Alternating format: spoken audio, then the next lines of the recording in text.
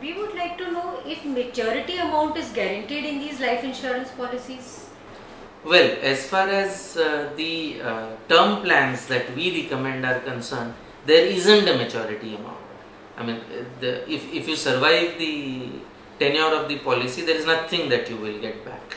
But if you take ULIPs, for example, obviously the maturity benefit is not guaranteed. It will you are actually taking a risk in the market. The company acts as a fund manager for you and puts your money in the market based on your broad direction as to whether to put it in debt, whether to put it in a specific kind of equity, or whether to put it in a mix of two.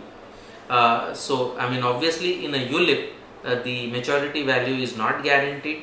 In a traditional plan, child plan, endowment plan, a whole life plan, the maturity value can be guaranteed, but the guaranteed value typically is very low, and the real return from even those policies, they are investment cum insurance policies, the real return from these policies come from bonuses that are declared on a year to year basis.